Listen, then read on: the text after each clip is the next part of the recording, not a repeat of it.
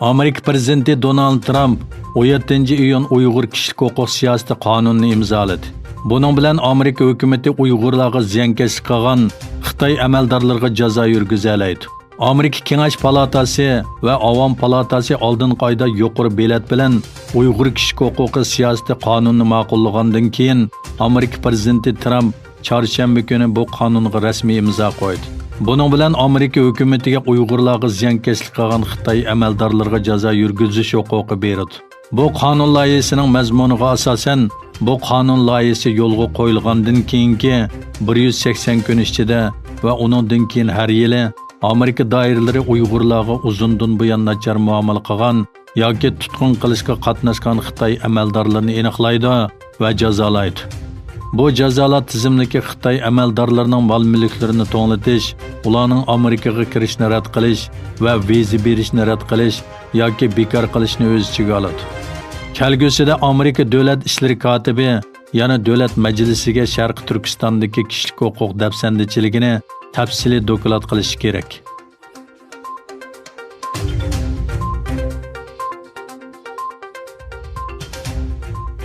Xinhua agentligining xabar qilishicha, Gaofeng 903 nomli yer yuzi kuzatish sun'iy hamra shu yer vaqti soat 15 dan 19 da Jiuquan sun'iy hamra qo'yib berish bazasidan qo'yib berilgan. Xabarda aytilishicha, uzun safar 2 nomli to'shig'uvchi raketa orqali orbitasiga kirgizilgan sun'iy hamra optik yiroqdan sezish texnikasi orqali 1 metr aniqlikdagi rasmlarni yig'adi. Sun'iy hamra odatda yer kuzatish, shahar planlash, yo'l torini loyihalash va tabiiy ofatning ta'sirini azaytish uchun ishlatiladi. Bu qitim 2 sun'iy hamra birlikda qo'yib berilgan bo'lib, ularning biri paraxod va aeroplan mulozimatiga oid uchurlarni to'playdi ekan. Yana biri nano sun'iy hamra texnikasini sinab qilish uchun xizmat qiladi ekan. Shuning bilan birga Xitoyning yuqori texnika orqali Uyg'urlarni bostirishni kuchaytirishi diqqatni tortmoqda. Xitoy doiralari Uyg'urlarni izqo'g'lash va qo'lga ilishda yuqori texnikaga tayanib qolmasdan, balki yana 100 tonna sistemasi, kuzatish kameralari va izqo'g'lash sistemalari orqali Sharq Turkistonni usti ochiq turmaga aylantirdi.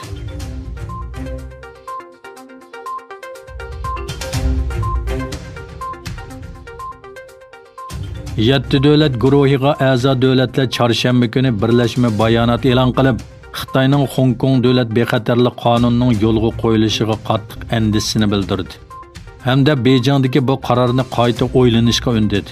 Imzo qo'yuvchilar Amerika, Kanada, Fransiya, Germaniya, Italiya, Yaponiya va Angliyaning diplomatiya ministrlari. Shundaqla Yevropa ittifoqining yuqori darajalik vakillarini o'z ichiga oladi. Bayonotda mundaq deb ko'rsatildi. Xitoyning qarori Hong Kongning asosiy qonuni va Xitoy Angliya birlashma xitobnomasi prinsipidagi xalqaroliq ahdiga xilof, hamda bir davlat ichki sistema prinsipi va Hong Kongning yuqori avtonomiya huquqiga og'ir ziyon soladi.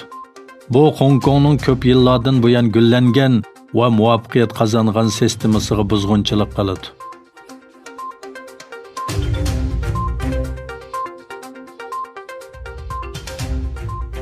Xitoy Tashqi ishlar ministrligining bildirishicha, Xitoy Tashqi ishlar ministri Wang Yi va Hindiston Tashqi ishlar ministri Su Jishing tunugun telefonlashgan bo'lib, ikki taraf Galvan vodisidagi to'qinish keltirib chiqargan og'ir voqealarni adil bartaraf qilishga va yerlikdagi jiddiylikni balduroq pasaytirishga qo'shilgan. Xitoy va Hindiston askarlari orasida dushanba kuni ikki davlat chegarasida to'qinish yuz bergan bo'lib, Hindiston armiyasidan 20 askar qazo qilgan. Xitoy qazo qilganlarning sonini e'lon qilmadi. Ammo Hindiston taraf Xitoy tarafdan talafotga uchirganlarning 43 ga yetganligini aytdi. Bu navbatlik chegara to'qinishi bu yil 5-mayda boshlangan bo'lib, Ladakh rayonidagi Bangong ko'lida Xitoy va Hindiston harbiy xodimlari to'qinishib, ikki tarafdan nurg'un kishi yaralangan. Hindiston taraf Xitoy askarlarining o'xshamagan 3 joyda chegaradan o'tib, Chidir va Qarovulxonni qurganligini va Hindiston tarafining og'zaki ogohlantirishiga parvo qilmaganligini o'ttirg'a qo'ydi.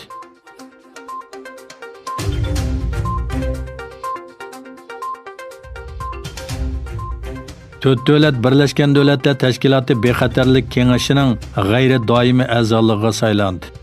Birlashgan Davlatlar Tashkiloti Bexatarlik Kengashining 15 a'zosi bor bo'lib, buning ichida Xitoy, Fransiya, Rossiya, Angliya va Amerika doimiy a'zo.